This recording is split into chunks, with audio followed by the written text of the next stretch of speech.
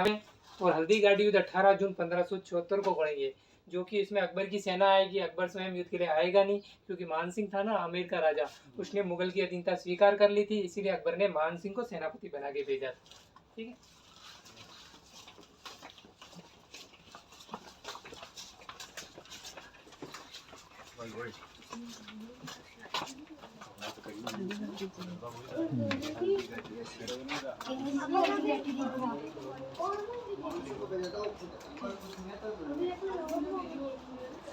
इस तरफ देखिए आप।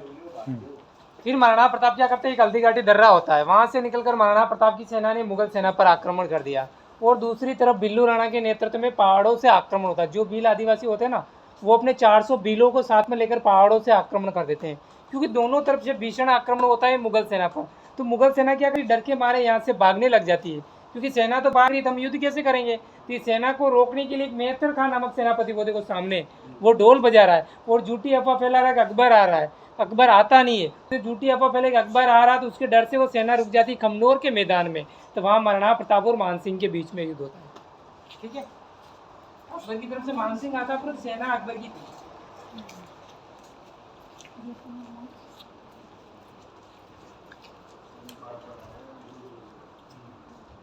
देखो मेहतर खान ने ढोल बजाया, तो वो सेना एक खमनोर का मैदान था, एक मैदानी क्षेत्र था, वहां आके रुक गई। तो वहां महाराणा प्रताप और मान सिंह के बीच में युद्ध हुआ।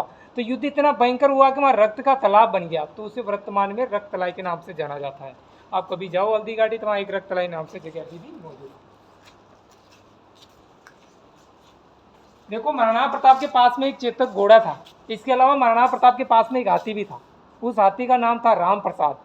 इस अकेले हाथी ने मुगलों के 14 हाथी को मार दिया हल्दी घाटी युद्ध में। तो इसके महावत को मुगलों ने मार दिया और इस हाथी को पकड़ लिया, और हाथी को पकड़कर इसे ले जाया गया अजमेर में अकबर के पास में।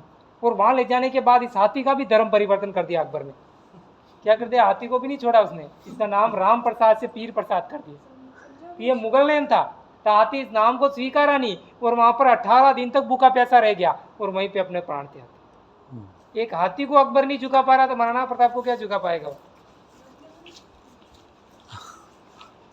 देखो मुगल सेना में एक सेनापति होता है बेलोल खान, नाम सुना है। ये इतना ताकतवर होता है और 8 फीट के लगभग होता है, और महाराणा प्रताप की हाइट होती 6.5 या 7 फीट के लगभग। परंतु महाराणा प्रताप ने तलवार की इसको एक ही बार से शीर, शस्त्रांश, जीरो बख्तर और घोड़े सहित बीच में से 2 फाड़ कर, एक ही बार से उसको 2 भागों में विभाजित कर दिया। ये महाराणा प्रताप की ताकत था।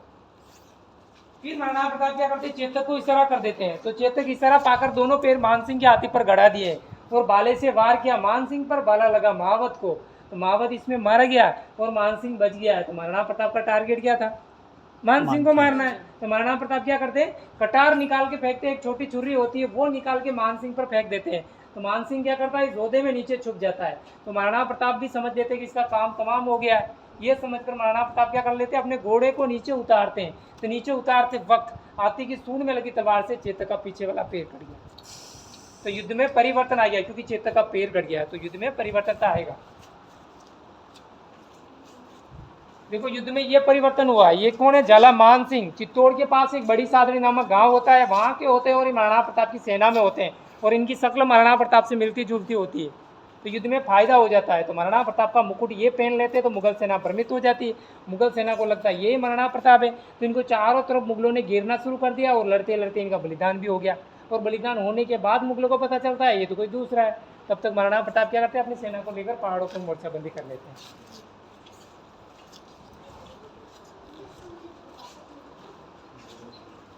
और महाराणा प्रताप क्या करते हैं, वहां से अपनी सेना लेकर पहाड़ों पर आ जाते हैं, और वहां पर पहले बिल्लू राणा सेना होती है। तो दोनों सेना ने मिलकर वापस मुगलों पर आक्रमण करते हैं। तो मुगल सेना क्या करती है, डर के मारे यहाँ से 3 बजे के लगभग अपने डेरे में भाग जाती है, और हल्दी घाटी युद्ध 10 बजे से 3 बजे के लगभग खत्म हो जाता है।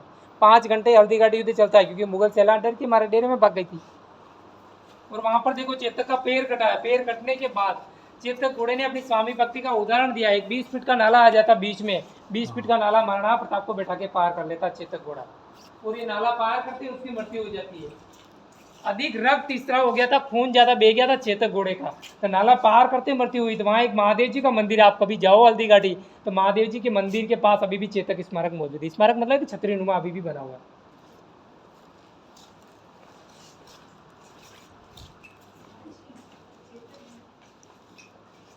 आपके हिसाब से हल्दी घाटी युद्ध कौन जीता है? जीते तो उसका एविडेंस होना चाहिए।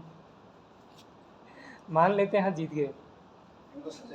हाँ, मान सिंह और आसफ खां दोनों अजमेर के दरबार में आते हैं अकबर के पास में, तो अकबर क्या करता है, इनकी ड्यूटी बंद कर देता है, इनको 6 महीने के लिए महल से निष्कासित कर देता है, इनका खाना पीना आना जाना अजमेर महल में बंद कर देता है। अगर ये दोनों जीत के आते तो अकबर इसको पुरस्कार देता, न कि इसे 6 महीने के लिए महल से बाहर निकालता। ये सबसे बड़ा एविडेंस है जो अधिकारी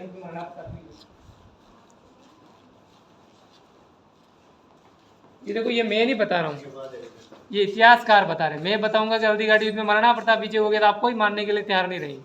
ये पूरे 14 एविडेंस है, 3 तहसीला लेके और पूरे 14 एविडेंस।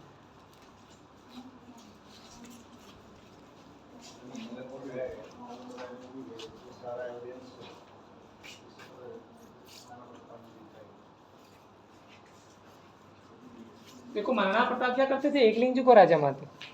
अकबर स्वयं को राजा माना और महाराणा प्रताप ने एकलिंग जी को गद्दी का हकदार इनको माना है और इनके सेवक के रूप में ये कार्य करते थे। अकबर स्वयं को राजा मानता था। अकबर ने पूरे भारतवर्ष पर अधिकार कर लिया था, एक मेवाड़ को छोड़कर, क्योंकि महाराणा प्रताप के पास में एकलिंग जी थे। गद्दी का हकदार इनको ही मानते थे। स्वयं को कभी नहीं बोला कि मैं राजा हूँ, राजा इनको मानते थे। ठीक है, आगे।